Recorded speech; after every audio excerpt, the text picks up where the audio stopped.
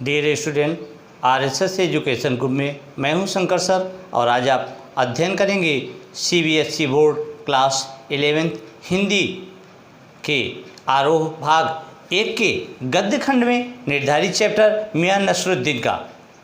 मियां Nasruddin chapter आपके गद्य खंड का दूसरा चैप्टर है जिसकी लेखिका कृष्णा सोबती हैं।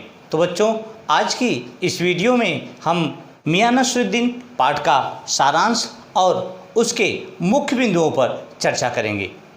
पाठ के अगर सारांश की बात करते हैं तो कृष्णा सोबती लिखती हैं कि एक दोपहरी वे जामा मस्जिद के पास मटिया महल की ओर से गुजर रही थी। जब मटिया महल की ओर से लेखिका गुजर रही थी तो अचानक उनकी निगाह एक छोटे से दुकान पर पड़ती है और उनके कदम रुक जाते हैं, उनके पांव ठिठक जाते हैं और रुककर वे उसके विषय में जानकारी लेती हैं।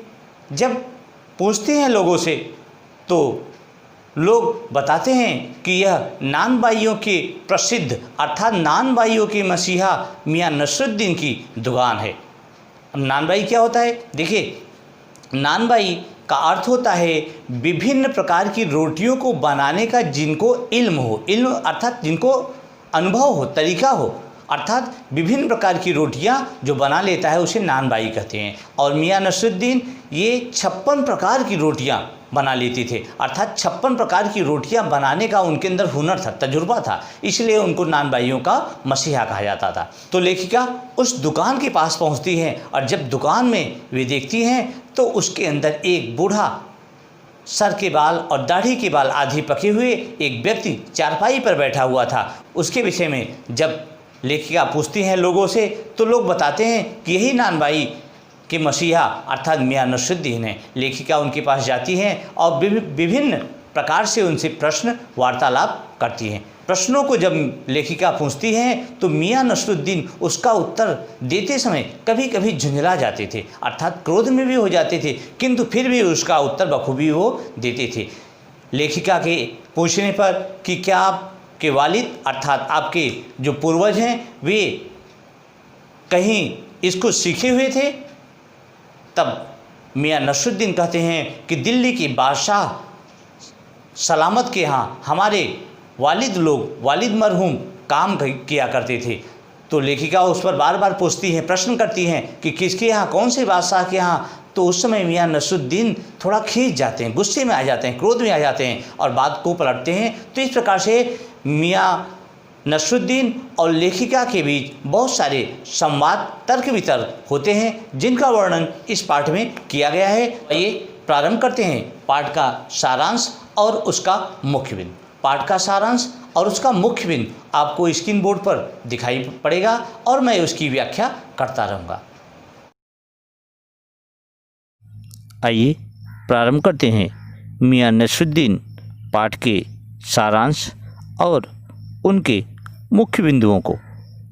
मियां नसरुद्दीन शब्द चित्र हम हशमत नामक संग्रह से लिया गया है जिसकी लेखिका कृष्णा सोबती हैं।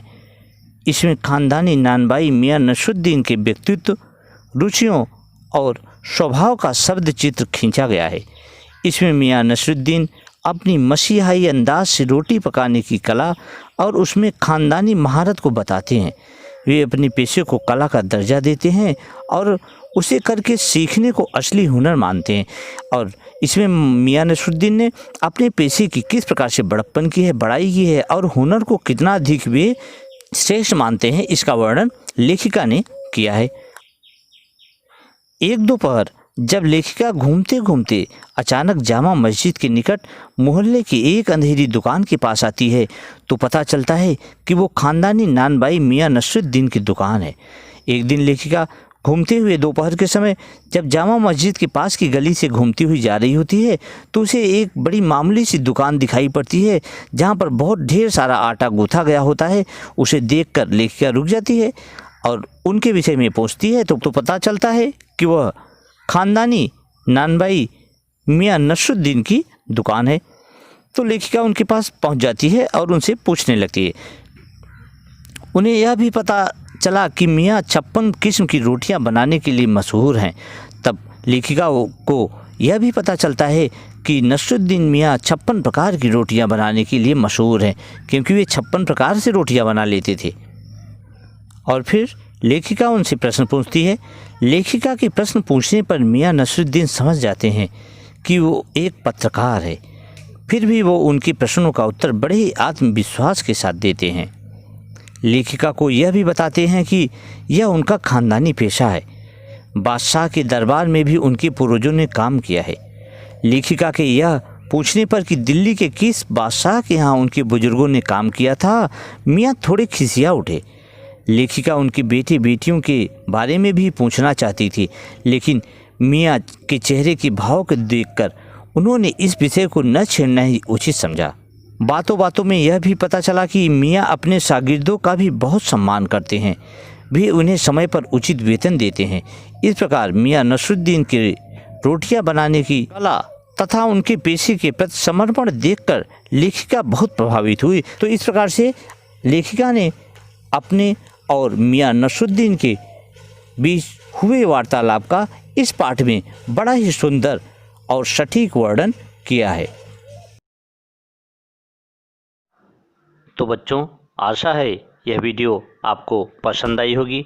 अगर वीडियो आपको अच्छी लगी हो तो सब्सक्राइब, लाइक और बेल आइकन की बटन को ओके करना ना भूलें और अधिक से अधिक अपने मित्रों को, दोस्तों को शेयर करना ना भूलें। तो आज के लिए बस इतना ही। Thank you so much.